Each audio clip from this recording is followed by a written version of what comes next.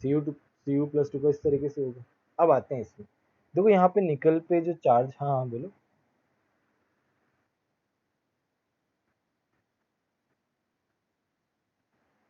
ये कैसे है, कॉन्फ़िगरेशन कैसे है?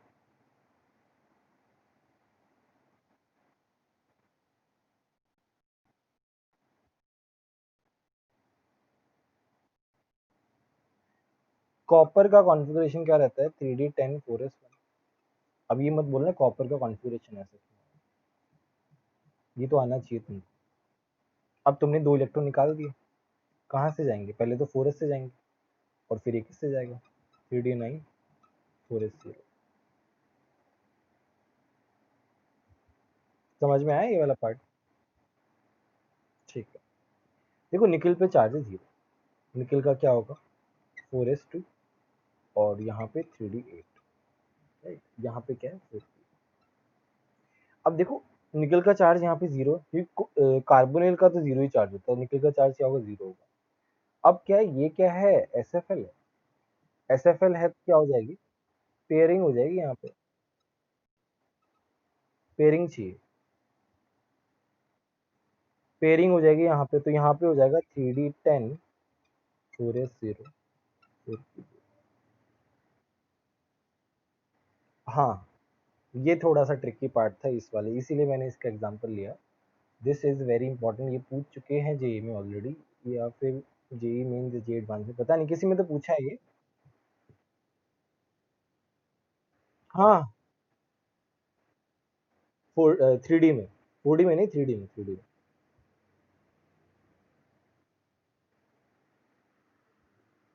इसके इलेक्ट्रॉन्स इसमें चले गए ना,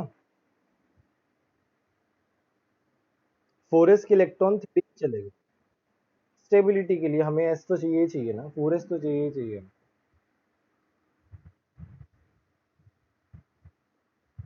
4s नहीं होगा तो हम हाइब्रिडाइजेशन कैसे निकालेंगे यार? तो एस वाला तो हमें चाहिए ही चाहिए, ये वाला पार्ट। हाँ हाँ बोलो।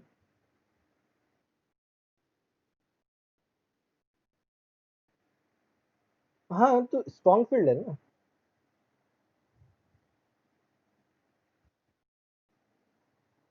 और 3D10 हो जाएगा तो मेरे पास हाइब्रिडाइजेशन क्या हो जाएगा? sp sp3 है, डायमैग्नेटिक है, और आउटर ऑर्बिटल है। आउटर ऑर्बिटल यूज कर रहे हैं। यहाँ पे क्या कर रहे थे? इनर यूज कर रहे थे ये वाला। यहाँ पे क्या कर रहे हैं? आउटर।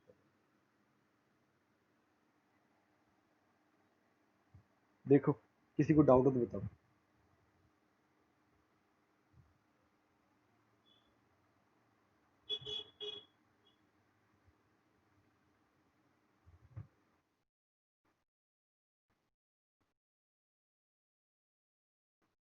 एस वाले डी में चले आते हैं, कोई दिक्कत नहीं है।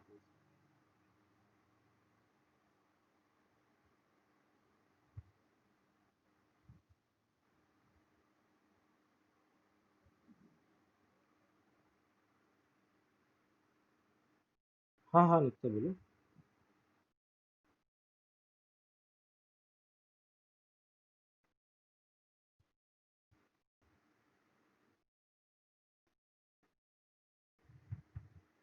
फोरेस्ट का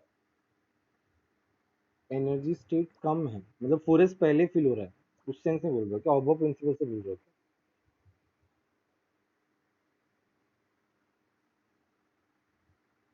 ऑब्बो प्रिंसिपल वाला बोल रहे हो क्या कि फोरेस्ट का जो है एनर्जी कम है और 3D का एनर्जी ज्यादा है, वैसे?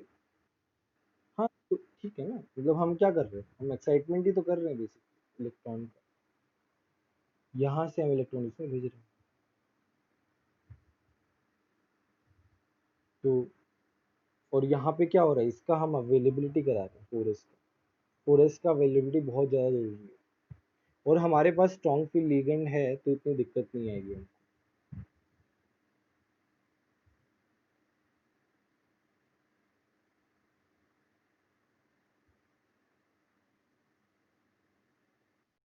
हाँ हाँ परम बोलिए।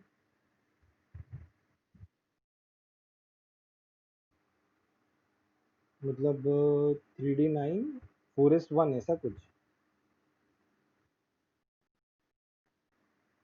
3D9 4s2 ऐसा बनता ही नहीं।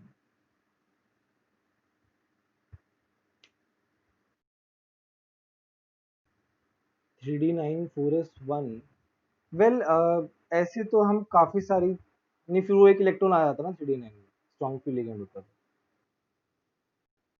एक तो जा ही सकता है, कोई दिक्कत नहीं है वैसे तो।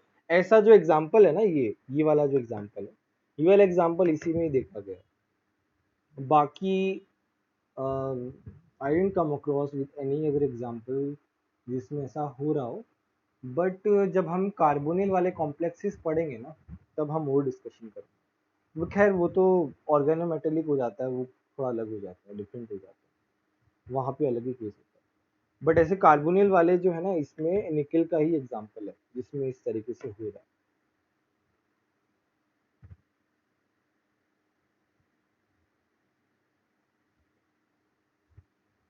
और कोई डाउट इसमें? ठीक है।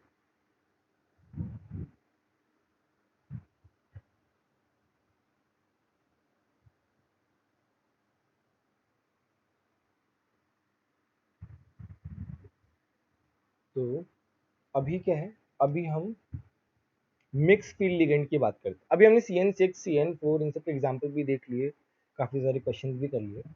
अभी आता है मिक्स फील्ड। मिक्स फील्ड का क्या मतलब है कि तुम्हारे पास कंपाउंड में SFL भी है प्लस WFL, दोनों ही है मिक्स फील्ड में। तो अब जब दोनों आ गए तब कौन सा लेंगे, मतलब किसको हमें कंसीडर करना है? तो उसमें पहला है, नहीं मतलब वो डिपेंड करता है। अब SFL SFL मान लो ज़्यादा है WFL के कंपैरिजन में और इक्वल है। SFL का number, number of number, SFL और WFL या ज़्यादा है या इससे बराबर है, तो हम क्या एज्यूम करेंगे, तब हम SFL लेके ही एज्यूम करेंगे। दूसरा है, जब SFL WFL से कम है, number number of SFL WFL से कम है, तो हम उसे वीक फील्ड करेंगे। ठीक है, ये रूल होता है। इसमें क्या है, काफी सारे बच्चों को कंफ्यूजन होता है। इसमें एक एक्सेप्शन भी है, बट वो एक्सेप्शन थोड़ा सा बाद में बताऊंगा, क्योंकि उसमें एक्सेप्शन का भी एक्सेप्शन है। तो एक्सेप्शन अपने अभी पढ़े नहीं है, तो उसके बाद मैं बताऊंगा एक्सेप्शन का भी एक्सेप्शन इसमें आता है। खैर वो तो हम बाद में डिस्कस करेंगे। वैसे मेरे नोट्स में जो है मैंने यही मेंशन किया है, बट वो समझ में तब आएगा जब मैं एक्सेप्शन बताऊंगा। ठीक है, तो ये है एक सिंप्लीफाइड, एक लॉजिकल तरीके से तुम बोल सकते हो। SFL और WFL इक्वल हो गए तो ऑब्वियसली SFL डोमिनेटिंग होता है, तो SFL होगा। और ज्यादा कम हो गया तो अकॉर्डिंगली हम लोग देख सकते हैं, है ना। इसका लॉजिकल रीजन है, इसमें ऐसे कुछ ऐसे है ही नहीं। अभी हम जाते हैं एक्सेप्शन। ठीक है,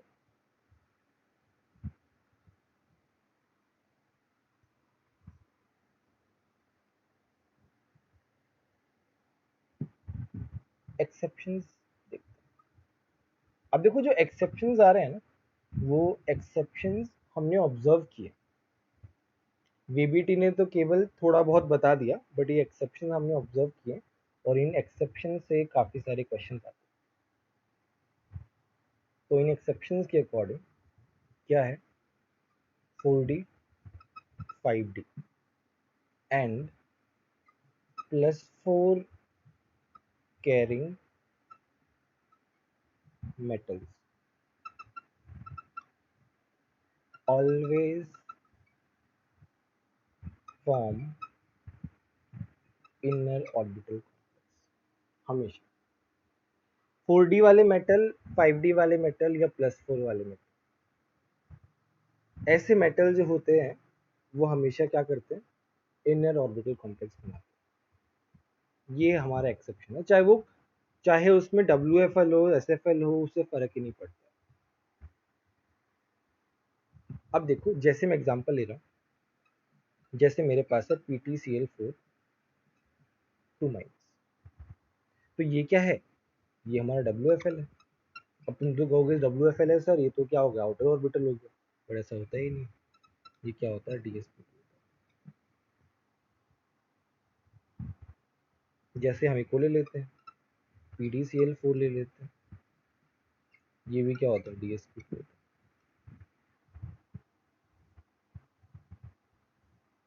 चलो यहाँ पे एक और हम +4 वाला एग्जांपल ले लेते हैं, NiF6 4 सॉरी 4 ये आएगा 2 अच्छा बताओ निकल का ऑक्सीडेशन स्टेट क्या है, निकल का ऑक्सीडेशन स्टेट, निकल इज +4, क्या हो गया ये, D2sp।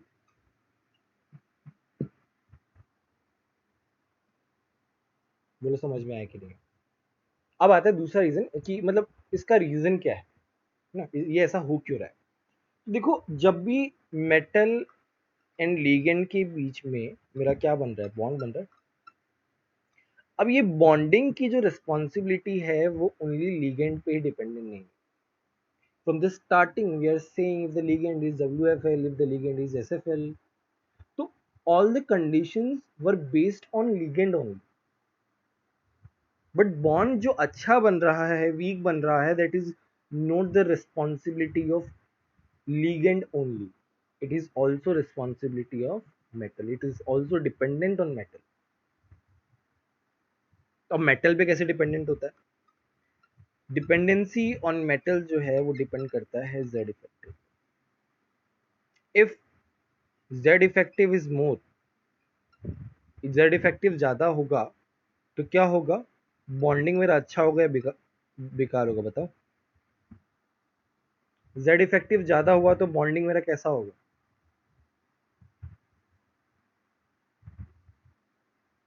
बोलो।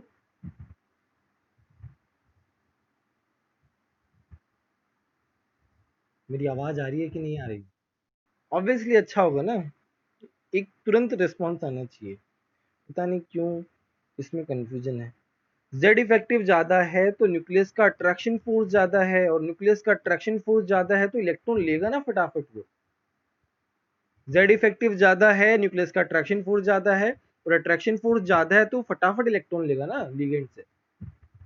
तो अगर मेटल का Z इफेक्टिव एक्सेप्शनली ज्यादा है तो फिर लिगेंड का जो डिपेंडेंसी है उतना मैटर नहीं करेगा।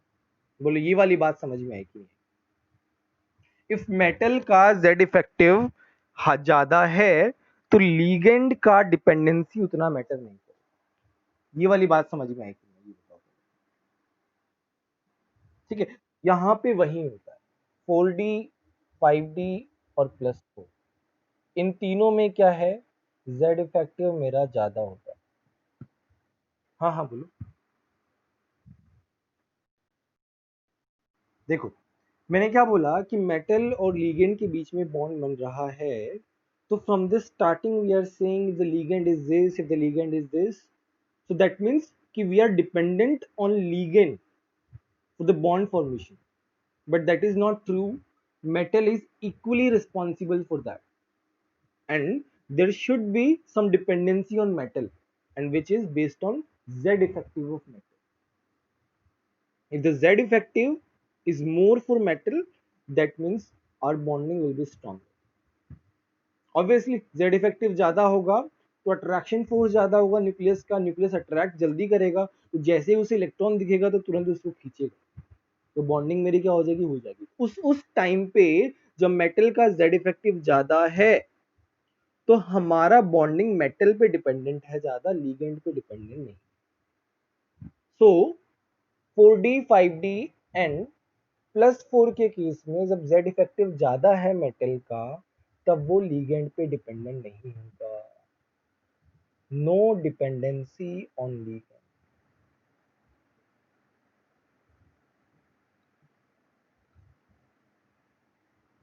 ये हम बोल सकते हैं, इसका स्क्रीनशॉट लेना हो तो ले सकते हैं। हाँ बोलो।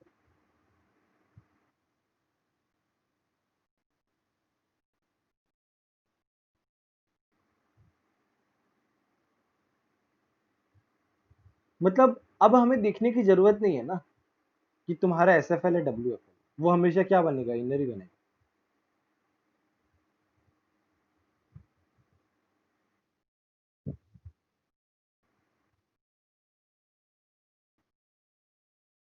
तब अब पॉसिबल नहीं हो तो बात ही अलग होगी ना यार। पॉसिबिलिटी तो अलग चीज है, हम डिपेंडेंसी की बात कर रहे हैं। अब जब पॉसिबल ही नहीं है तो weak field strong field metal क्या ही करेगा उसके, उसको हम काउंट नहीं कर रहे ना। अब जैसे NiCO4 में था, तो वहां पे मतलब जैसे कौन सी, जैसे तुम्हारा D10 है, अब D10 में चाहे कुछ भी आ जाए, वो कुछ कर थोड़ी सकता है, फिर तुम्हारा आउटर ही बनेगा। तो वो तो केस अलग हो गया। मतलब इन तीन केसेस में हमारा उस पर डिपेंडेंसी नहीं रहेगा। लेकिन बोलो इसमें किसी को कोई डाउट है क्या?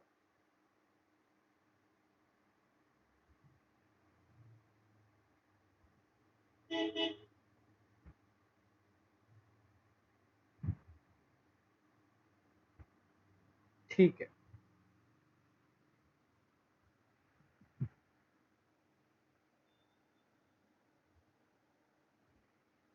एक एक्सेप्शन ये हो गया। अच्छा एक वैसे तो ये इरविंग विलियम करके दो साइंटिस्ट थे, स्पेलिंग थोड़ा सा हो सकता है गड़बड़। विलियम, दो साइंटिस्ट थे। उन्होंने क्या किया, उन्होंने एक अपना ऑर्डर दिया। वो ऑर्डर क्या था,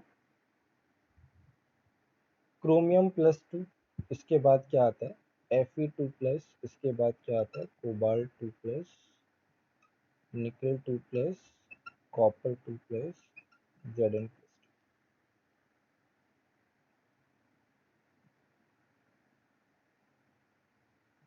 ये ऑर्डर दिया जेड इफेक्टिव।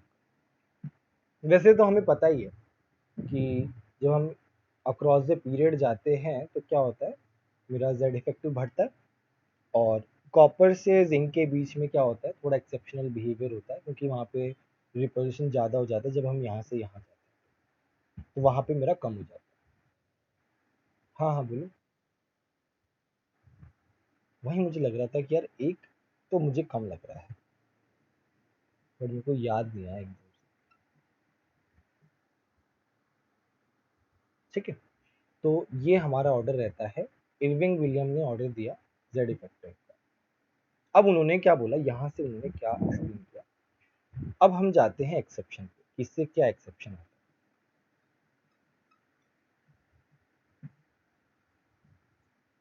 जैसे तुम्हारा NH3 जो है,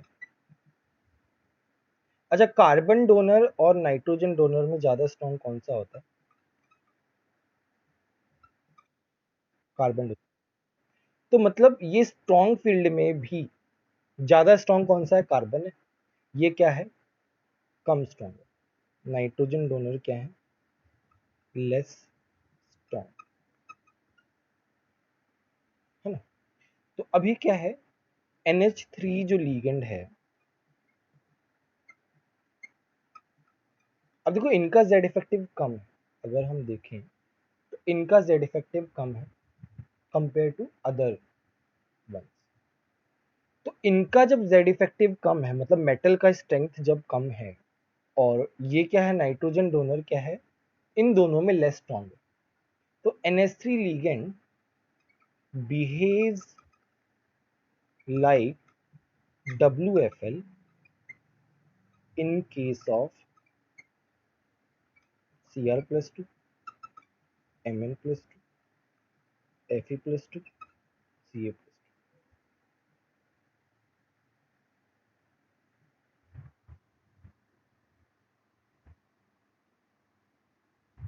NH3 ligand जो है behaves like WFL in case of these। ये हमारा एक्सेप्शन। इसका रीजन भी हमने बता दिया, क्योंकि इन मेटल का जेड इफेक्टिव कम होता है, और NH3 जो है नाइट्रोजन डोनर जो है, वो कार्बन के कंपैरिजन में उतना स्ट्रॉन्ग फील्ड लिगेंड उतना स्ट्रॉन्ग नहीं होता, बेसिकली स्ट्रॉन्ग में भी पीछे बेसिकली।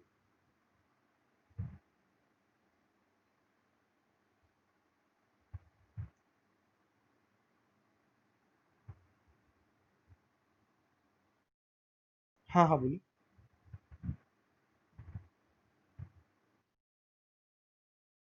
इसका रीजन बताया था मैंने। देखो नाइट्रोजन डोनर क्या है, स्ट्रॉन्ग फील्ड में भी कम स्ट्रॉन्ग है, और मेटल्स का जेड इफेक्टिव भी कम है। दोनों तरीके से कमी होगी ना। मेरा एसएफएल का स्ट्रेंथ में भी थोड़ी सी कमी हो गई, और मेटल के स्ट्रेंथ में भी थोड़ी सी कमी, दोनों मिक्स होके क्या बना दिया, डब्ल्यूएफएल बना।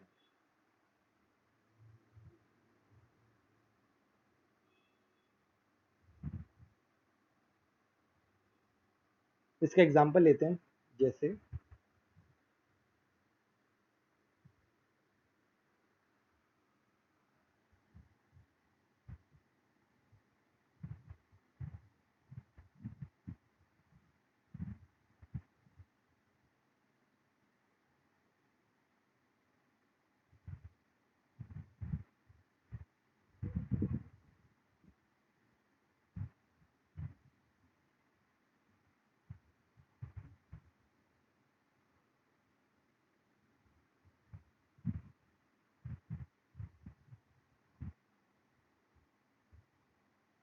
जैसे तुम्हारा है FeNH3 6 2+।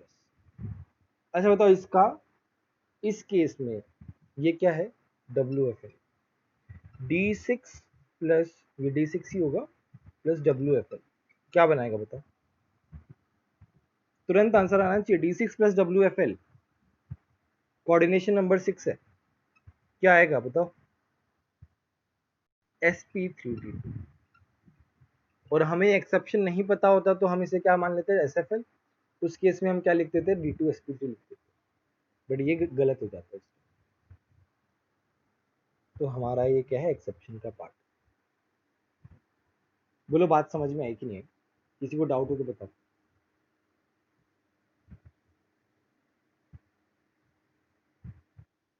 हाँ बोलो,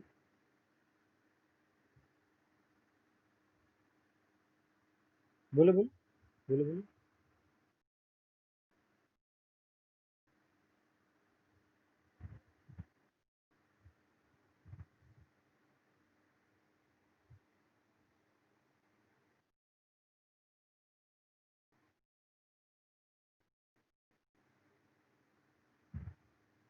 ये इससे पहले वाले उसकी बात कर रहे हो क्या, D4D और 5D की?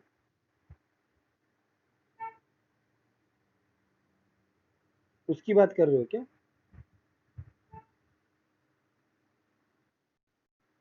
हाँ, तो उसमें हमारा मेटल का जेड इफेक्टिव बहुत ज्यादा स्ट्रांग है ना।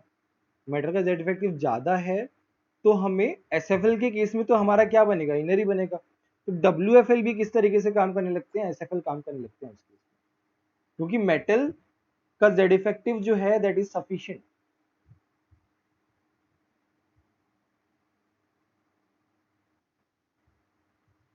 तो उनकी प्रेजेंस में सब एसएफएल की तरह काम करते हैं।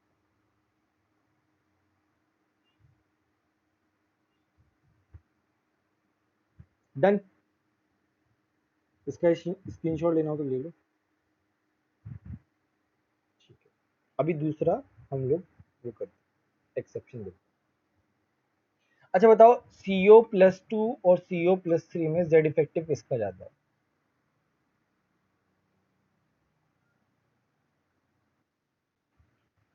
ये हुआ Z effective, that is very obvious. अभी इसका जेड इफेक्टिव ज्यादा है, तो अभी होता क्या है, ऑक्सीजन डोनर, ऑक्सीजन डोनर। अच्छा बताओ, WFL में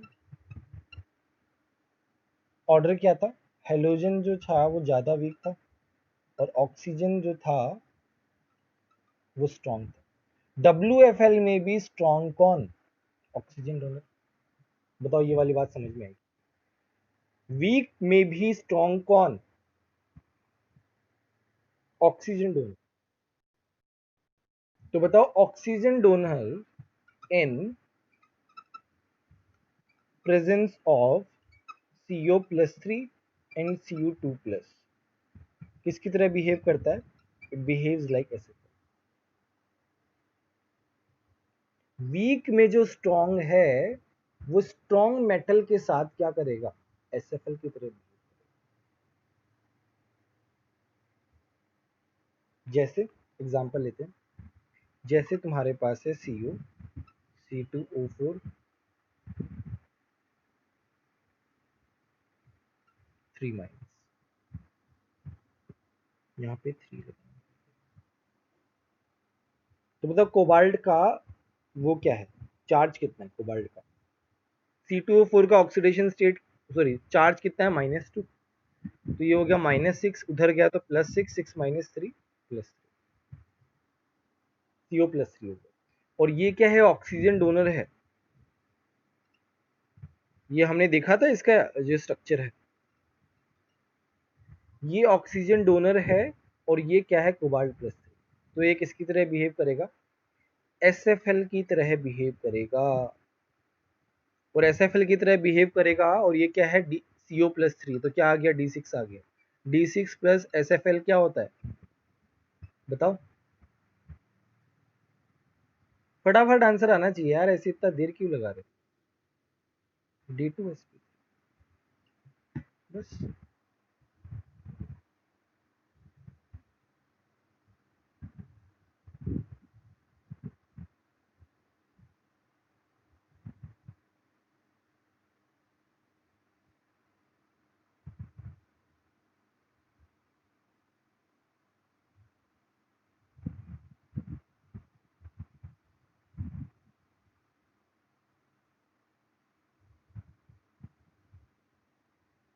अब हम करते हैं, मैंने बताया था ना कि एक्सेप्शन का भी एक्सेप्शन, मिक्स फील्ड वाला।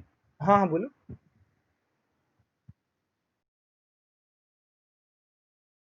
स्ट्रॉन्ग है यार, Cu+2 स्ट्रॉन्ग है, Cu+2 स्ट्रॉन्ग है, देख रहे हो, इसलिए। अब वो मिक्स फील्ड लिगेंड में एक एक्सेप्शन बताया था ना, मिक्स फील्ड। मेरे पास है Fe, H2O5 और H2O5, H2O3, और उसके बाद नहीं, यहाँ पे Fe नहीं आता, यहाँ पे कोबाल्ट आएगा, F3।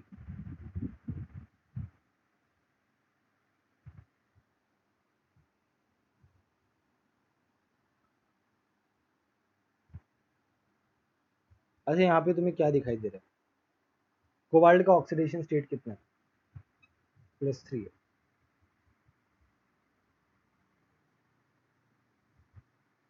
अच्छा यहाँ पे बताओ SFL कितने हैं, SFL कितने हैं, कौन सा है SFL इसमें, H2। और WFL कितने हैं, दोनों 3 3 है। तो हम क्या बोलेंगे, ये टोटल क्या है, SFL, टोटल SFL है, ये हम बोलेंगे according to the rule. But ऐसा नहीं होता है, ये क्या होता है, WFL। ओवरऑल जो है हम लोग WFL कंसीडर करेंगे ओवरऑल।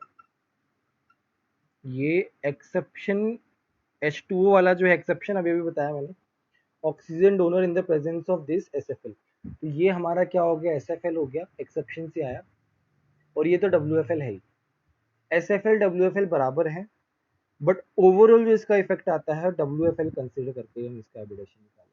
बताओ इसका हाइब्रिडेशन क्या होगा,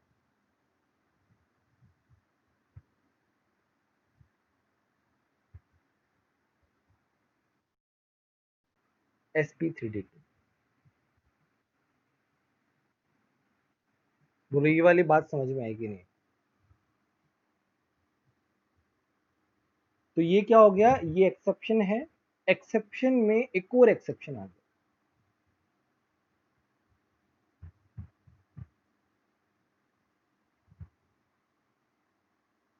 बोलो क्लियर है कि नहीं? हाँ हाँ बोलो।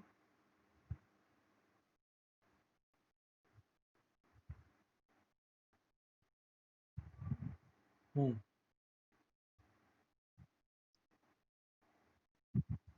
मेरे को तुम्हारी आवाज थोड़ी कट कट के आ रही है, तुम एक बार थोड़ा अच्छे से बताओ ना, तो समझ में नहीं आ रहा तुम क्या पूछ रहे हाँ हाँ ठीक है। देखो ऑक्सीजन डोनर जो है वो वीक फील्ड लिगेंड है, बट वीक फील्ड लिगेंड में भी वो क्या है, पहले नंबर पे। दो ही कैटेगरी है हमारे पास, वो फर्स्ट कैटेगरी पे। मतलब वीक में भी स्ट्रॉन्ग कौन सा, ऑक्सीजन डोनर। तो ऑक्सीजन डोनर क्या है, वीक का स्ट्रॉन्ग है। और ये क्या है, ये मेटल में स्ट्रॉन्ग है। तो दो, एक स्ट्रॉन्ग वाला मेटल और ये कम स्ट्रॉन्ग वाला ऑक्सीजन डोनर, दोनों आपस में मिलकर क्या बना दिया कि ऑक्सीजन डोनर वाले को एसएफएल बना दिया। कि अगर ऑक्सीजन डोनर आ गया तो हम उसको वीक फील्ड कंसिडर नहीं करेंगे, हम उसको क्या करेंगे, स्ट्रॉन्ग फील्ड लिगेंड कंसिडर करेंगे। तो यहाँ पे C2O4 में ऑक्सीजन डोनर है ये, तो ऑक्सीजन डोनर आ गया CO+3 वाले केस में, तो क्या होगा, वो एसएफएल की तरह ट्रीट होगा और हमारा एसएफएल की तरह हम रिजल्ट लिखेंगे।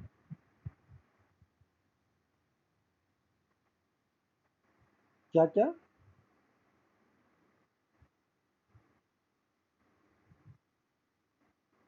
अगर हम NI ले तो क्या होगा, ये बोल रहे हो क्या? नहीं नहीं, कोबाल्ट प्लस सी और कॉपर 2+ नहीं होता है।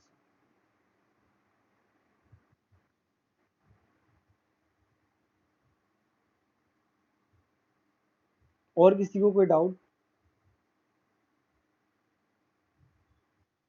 हाँ हाँ बोलो।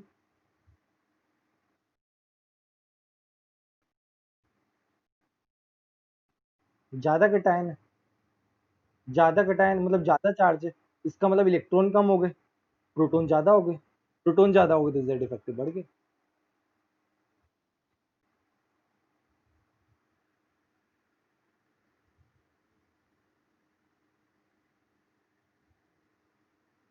किसी को स्क्रीनशॉट लेना हो तो ले लो।